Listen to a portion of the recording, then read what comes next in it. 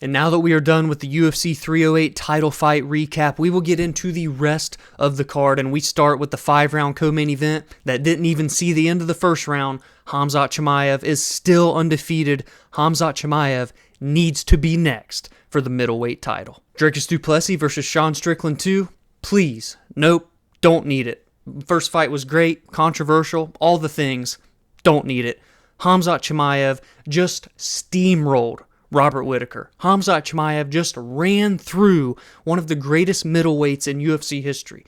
Khamzat Chimaev just ran through a former 185-pound champion en route to extending his perfect record now. 14 victories, 0 defeats, 12 of the 14 wins are by way of finish. He gets it 3 minutes and 34 seconds into the very first round via face crank submission. And guys, the picture's out on social media. I don't know if I'm allowed to show it on YouTube, so I'm not going to risk putting it on here. But if you haven't seen it, go see it. Robert Whittaker's jaw is absolutely torn to shreds after the damage that was inflicted upon him by Khamzat Chimaev. All that momentum from 2020, 2 fights in 10 days, 3 fights in 2 months, all 3 by finish. It's back. The momentum is so back. If we can get Khamzat Chimaev to remain healthy, steer clear of the illnesses, steer clear of the injuries, and get him to consistently fight 2 to 3 times per year, he could become the biggest star in the sport, maybe one of the biggest stars of all time. Dare I say, he's the second fastest rising star that we've ever seen in the UFC, only behind one guy named, Conor McGregor. You've maybe heard of him a time or two. I know maybe that may be a bit of a hot take just because of how slow things have been for Khamzat over the past couple of years. You had the delay between the end of 2020, the end of 2021. You had the delay between the end of 2022 and 2023. You had the weight issue at UFC 279. I get that there have been hindrances in the career of Khamzat Chimaev, but we just at some point have to look past him and hope that his body will hold up, because if it does, he will become a champion and he will become one of the most aura-filled superstars that this organization and that this sport has ever seen. 8-0 now in the UFC, and look at these past 5 victories. Li Jingliang, a first-round finish. Gilbert Burns, one of the best fights of 2022. Kevin Holland, first-round finish. Kamaru Usman, one of the closest contested fights of 2023 and a former welterweight champion. And now Robert Whittaker in just 3 minutes? Who disposes of Robert Whittaker in 3 minutes and 34 seconds in this dominant of a fashion? The list is very, very slim to none. Maybe Israel Adesanya in their first title fight. I can't remember the exact specifics of when the finish happened. But my goodness, especially given what Robert Whittaker had been doing in 2024, the victory over Paulo Costa, the first round finish of Ikram Aliskerov, everybody that I saw in the MMA community, the content that I follow in the space, picked Robert Whittaker to be the upset in this fight, to get the victory as the underdog in this fight. And boy, oh boy, did Khamzat Chimaev shut all of that down. People were even saying that the aura was gone. He had lost all of that shine that he had garnered at one point with that crazy run that he had to start his career. It is also back and much, much more. He's going to go from number 13 in the middleweight division all the way up to number 3, maybe even higher than that at this point. We have to put him in for the title. If you're the UFC, from a business perspective, you have to make this fight happen right now while the iron is hot. Strike while the iron is hot. I believe that is the saying, as I have to slowly get my brain to calm down here to put it into words for you guys. I know Sean Strickland has bounced back since his title losing fight against Dricus du Plessis. I know a lot of people think that Sean Strickland should have never lost his title to begin with. That fight at UFC 297 in January of this year was razor thin, a back and forth barn burner between Sean Strickland and Dricus du Plessis, where du Plessis did get his hand raised. They both have went on to their separate paths for the remainder of the year. Sean Strickland got a victory over Paulo Costa. Dricus du Plessis defended his title for the first time with a finish over Israel Adesanya. It seems, at least at the time that Izzy and Dricus fought and Dricus won, that Sean was going to be next to run back the rematch. But after this, I think there's probably a reason that the UFC didn't fully commit to at least announcing it, right? We had heard Dana talk about, oh yeah, Sean's going to get the next title fight, but they never fully 100%, announced it for a future card at the end of the year, at the beginning of 2025, and I think this is exactly the reason why. Khamzat Chimaev just steamrolled through Robert Whittaker. You have to give him a title shot. Him versus Dricus du Plessis, two absolute wild men. That you want to talk about a fight that could be just a blood and guts nasty brawl. It is that fight right there, because Dricus has a never say die attitude. No one just puts away Dricus du Plessis. He's undefeated in the UFC for a reason, has numerous top 15 victories in the UFC for a reason. That right there, just off the top of my head, for 2025 and fights to potentially expect, especially within the first 6 months of the year, that's number one on the list for me. Khamzat Chimaev, Dricus du Plessis. Sean Strickland doesn't have to fight again. He can just wait and fight the winner of that. I'm not saying he has to just go fight someone else, but good news is the top of the middleweight division is churning right now. We have Caio Borralho, who's now in the top 5 on a win streak, undefeated in the UFC. We have Nassourdine Imavov, who's in the top 5 and on a win streak right now. He could fight either one of those two guys, or again, Sean can just wait, fight the winner of Dricus and Khamzat, because I think it's going to happen pretty early on in 2025, considering Khamzat took no damage here and wants to get back to an active calendar. I think that's the perfect scenario for the 185-pound weight class. Dricus and Khamzat, early 2025. Sean gets the winner. Then you book Nassourdine Imavov and Caio Borralho for a number one contender fight. Then you have the next essentially 3 title fights laid out for the middleweight division. Very curious to get your thoughts on this performance from Khamzat, and if you think that is the proper next steps for the 185-pound weight class, or do you think Sean and Dricus run their rematch back, and then Khamzat just waits on the sideline and gets the winner? I disagree with that, but it's your opinion. I'm not going to hate on it. That is a very likely scenario, but I really just want to know what you think in the comments below. And of course, I'd be remiss to at least not mention Robert Whittaker here, who was on a tear in 2024, as I previously alluded to. Like to see him take a break. It was great to see him fight 3 times this year. Awesome to see an active Robert Whittaker. But now here, especially with the jaw injury, maybe the first half of 2025 he gets some rest. We see him back in the summertime, late summertime of 2025. I don't doubt the fact that Whittaker can still be a player in this middleweight division. He can still hang around with the best of the best in this weight class.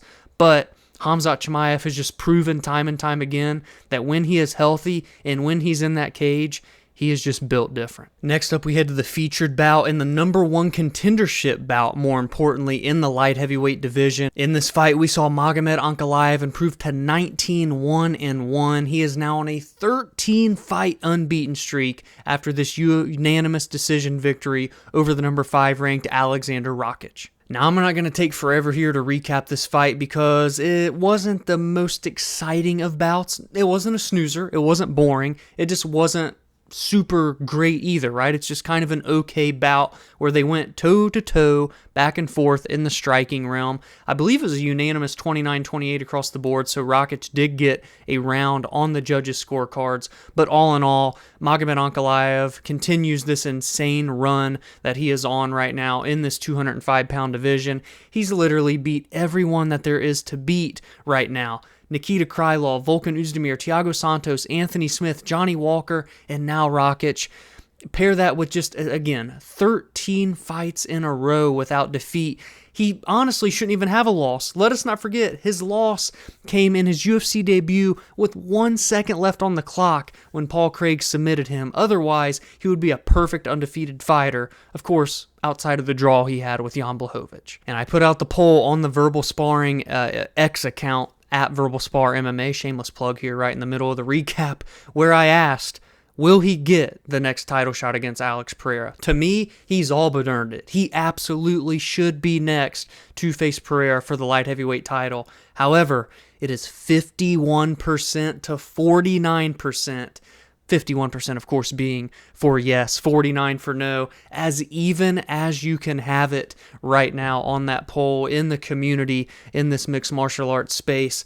What do you guys think? Was this enough? Pair that with the win streak that he's on. He already should have gotten the shot at UFC 307, if I'm being honest here. They gave it to Khalil Rountree. We had one of the best fights of 2024, one of the best, most memorable moments of 2024 with that finish from Alex Pereira, the fighter of the year, by the way, in my opinion, for this year. I think you have to do it. You have to do Pereira versus Ankalaev in the first quarter of 2025. It's only right. It's not just about who has the biggest name, who has the most social media followers. At the end of the day, we love this sport and we love the UFC because the best of the best fight one another.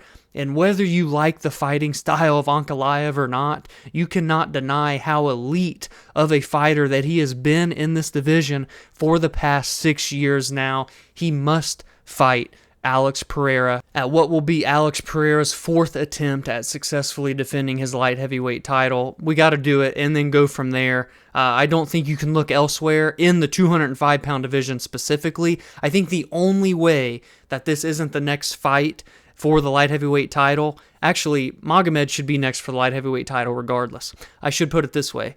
The only way that this isn't the next matchup for Alex Pereira is if we see him make the move to the heavyweight division.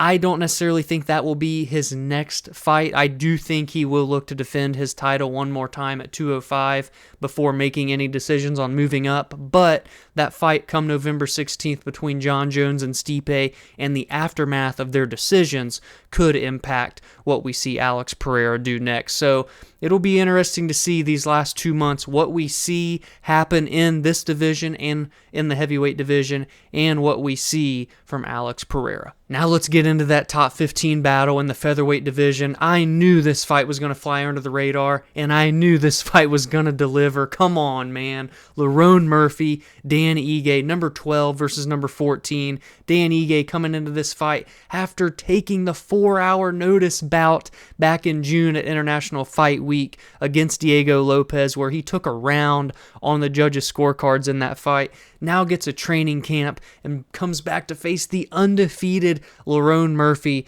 and gave him everything he could handle. But Lerone Murphy remains perfect, now 15-0 in his career and 7-0 in the UFC with one draw back in his UFC debut in 2019.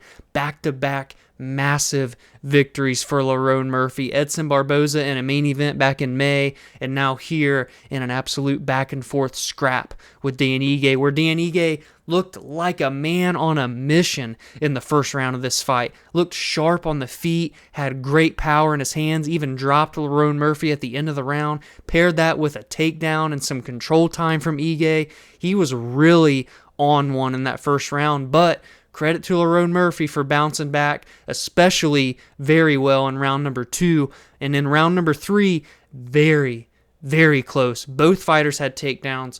Both fighters had control time. And I felt the striking department was pretty even in that third round as well. Lerone Murphy did get the unanimous decision. I thought for sure there would at least be one judge that would lean toward the side of Dan Ige. That is how razor close that third round was. But by no means a robbery. Either man could have won this fight, and I would have been completely fine with that. Lerone Murphy remains undefeated. I think he absolutely should take on a top 10 opponent next. Let's take a quick look at what's ahead of him at the next few spots in this division. Directly in front of him is Giga Chikadze at 11 and Calvin Kattar at number 10. One spot ahead of that is Aljamain Sterling, but he is taking on Movsar Evloev. But I'll say this, he had a perfect call out. Not many times in this sport do you get a fighter that has an absolutely perfect call out, but Lerone Murphy did. Yeah, Josh Emmett, man, let's go. I want somebody in that top 10. I think I've deserved it now, 15-0. He called out the number 8 ranked former interim title challenger, Josh Emmett, and I could not agree more. It is the perfect step up for Lerone Murphy to take on a top 10 opponent and potentially crack in to the top 10 of the rankings for the first time. And for Josh Emmett, it's an opportunity to give Lerone Murphy the first loss of his career, defend his spot in the rankings against a young rising prospect. It checks all the boxes for me. 5-round main event, Josh Emmett, Lerone Murphy, book it. And oh my goodness gracious, kicking off the pay-per-view main card was Shara Magomedov, and guess what? He is still undefeated, 15-0 with 12 knockouts. And the newest addition to that resume, to his knockout list, is none other than Armen Petrosyan. But it wasn't just your typical knockout. It wasn't a head kick. It wasn't a big right hook followed up by ground and pound strikes. No. It was a double spinning back fist. Yes, you heard me right. Creativity, boy. He sees that opening. He turns right on the jaw. Are you kidding me? Just when you thought you've seen it all in this sport, it never fails to amaze me when something absolutely insane happens. And this right there, that's one of the most creative knockouts of 2024. And Shara is not wasting any time right now. He is making good on his prime years. At 30 years old, he's 4-0 already in the UFC. His debut was October 21st of last year in Abu Dhabi, and now we see him improving to 4-0 1 year later in Abu Dhabi, almost 1 year to the day. 2 of those 4 victories are via knockout. Also has a big win over Mikhail Aleksandar. That was on super short notice. Let us not forget, he fought June 22nd and then again August 3rd. This guy, he is absolutely fighting a top 15 opponent next. But who could it be? We have Chris Curtis. We have Michel Pereira coming off of a loss to Anthony Hernandez. We have Khamzat Chimaev, who is not going to be there come Tuesday morning. He's going to be in the top 3. But we have Fluffy Hernandez. We have Jack Hermanson. We have Paulo Costa. Any mix of those guys makes sense for me. Shara, I believe, if I'm not mistaken, even mentioned the name Israel Adesanya. Now, could that be a fight that happens next? I would say it's about an 8% chance that it does. But I could, in a world, see Israel Adesanya being game for this fight because I don't think he necessarily cares about the rankings. I think he cares about the name value of his opponents at this point in his career and having the biggest fights possible. Right now, with the current state of the middleweight division, assuming Khamzat Chimaev is going to get a title shot next, can you tell me that there's a bigger fight, name value-wise, for Israel Adesanya that isn't Shara Magomedov? Now we move into the prelims to finish off this recap, and it starts with the prelim headliner as Ibo Aslan has now improved to 14-1. All 14 victories are by way of knockout, and his one loss is by submission. The guy's only ever been out of the first round 3 times in 15 fights. This one here didn't even make it out of the first minute as he became the first man to ever defeat Raffael Cerqueira, and it was Raffael's UFC debut nonetheless, and Ibo made it look easy, absolutely starched him, rushed right at him to start this fight, finished him with strikes up against the cage. He's 2-0 in the UFC. He's a Dana White Contender Series alum, and again, not just a 100% finish rate, but a 100% knockout rate. 28 years old, 6'3", light heavyweight, a prospect at light heavyweight. That's something this division desperately needs. A tough one here in this prelim spot that I was really looking forward to coming into. Geoff Neal, number 10 in the welterweight division, taking on the number 15 ranked lightweight and former lightweight champion Rafael dos Anjos. What started as an amazing performance for Geoff Neal for the minute and 30 that we got to see of this bout. Geoff Neal knocked our RDA down with a very nice strike on the feet, then seemed to knock him down a second time, but it looked as though Rafael's knee gave way on him, and it's a shame because this is actually RDA's 40th birthday on October 26th, the day that this fight card took place. A shame to see a veteran and former champion go down in this fashion, and a shame for Geoff Neal, who really had an opportunity to bounce back in a big way after his 2-fight skid that he was on. And while, yes, he looked great, and part of this finish is due to Geoff Neal, you could just tell that even he didn't want the fight to end this way. He wanted to get a legitimate finish with the weapons that he possesses. But for the short time we got before the injury, Geoff Neal looked very good, and even in his prior losses to Ian Gary, that was a split decision, to Shavkat Rakhmonov, that was an absolute war back and forth until the finish late in the 3rd round. He's looked incredible over the last couple of years, was the first man to ever knock out Vicente Luque when they fought back in 2022. I'm excited for Geoff Neal and what could come for him in 2025. I do still believe in the 34-year-old. I think he does still have a relatively high ceiling in this welterweight division. What could we do next for him here, being that he was facing RDA, someone that's kind of been back and forth between lightweight and welterweight over the past 5-6 years? We have Joaquin Buckley, who's on a massive win streak right now. He's coming off of finishing Stephen Thompson. And we have Gilbert Burns at number 8. I feel like that is a fight that is very intriguing to me. Those two have yet to fight each other. Gilbert Burns, a former title challenger, fought the who's who of the welterweight and even lightweight divisions back in the day. I think that is a perfect fight that makes sense next for Geoff Neal and gives him the chance to still fight upwards against a very big name in this division that has a free schedule. Mateusz, Rebecki, and Myktybek, Orolbai. Oh my word, the bloodiest fight of 2024. When this fight ended, it looked like a horror film had just been captured in the octagon. The canvas was red. Orolbai's shorts that were white were turned red. Rebecki's face was broken. Orolbai's eye was broken.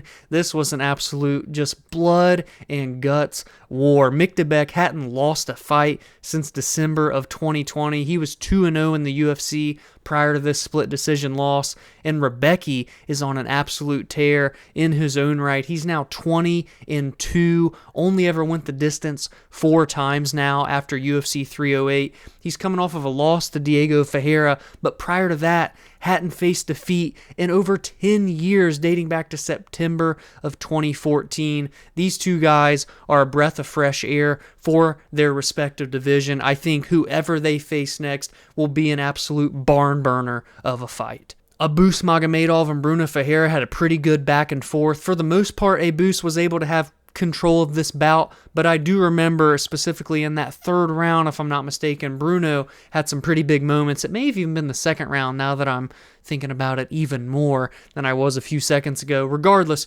Bruno did have some big moments in this fight, but it did end via submission due to arm triangle choke in the third round, with Abus Magomedov making it 2 straight victories in a 2-0 year in 2024, which is huge for him after his 2-fight skid that he was on to Caio Bahaio and Sean Strickland just last year. And last but not least, a somber note, as we saw Huggy Bear, Beast Boy, Chris Barnett go down in defeat for his first time back in the cage in over 2 years. But as I said on X, follow at Verbal Spar MMA, second shameless plug of the episode. Wow, I'm a sellout. Kennedy Nzechukwu, it's one of those where you hate to see Chris Barnett lose, but you love to see Kennedy win. Kennedy made the move up to heavyweight here, and for what I hope will be a permanent move. This guy is just absolutely massive. 6'5", weighed in at 241, according to Sherdog here, which is a pretty good weight to have in your first heavyweight fight inside of the UFC.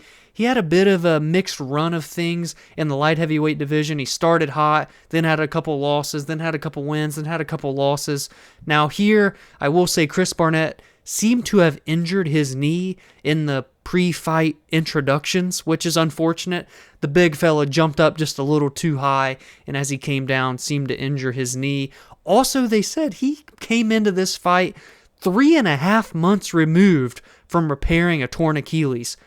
Aaron Rodgers, step aside. Chris Barnett has the new magical recovery for a torn Achilles. I think that is absolutely mind-boggling how he was somehow able to get cleared by any doctors and by his team, by the UFC, to come back from that severe of an injury in that short of a time frame. You can't help but wonder if maybe that played a factor in this injury that happened as well. But I don't want to take anything away from Kennedy because he looked incredible in this fight. It went 4 minutes and 27 seconds before the TKO finish up against the fence. Kennedy looked fast. He looked strong. He looked powerful. I think he's a breath of fresh air for this heavyweight division and someone that could get a top 15 opponent immediately next due to his pedigree that he had at light heavyweight. So give me all of your thoughts, your opinions, your takeaways from UFC 308 in the comments below. What do you think is next for the big winners, including Khamzat Chimaev, including Shara Magomedov, including Geoff Neal, including Magomed Ankalaev, and every other name mentioned here in the recap. I want to know what you think is next for the winners and what you think is next for the losers as well. What were your favorite moments from this card? Did you hit any big bets? I want to know it all. Let me know down below. If you enjoyed this recap, please be sure to drop a like, subscribe to the channel if you are new. Every week I recap the most meaningful results from every single card. Heading into each card, I break down the biggest storylines and what is at stake in the best fights, and I give my thoughts and opinions on MMA news and fight announcements. You can join the community on social media at Verbal Spar MMA on X, Instagram, and TikTok, and you can follow on your favorite audio listening platform where every Monday and Friday podcast episodes release on Spotify, Apple, and more. Have a great rest of your weekend, and I will see you in the next video.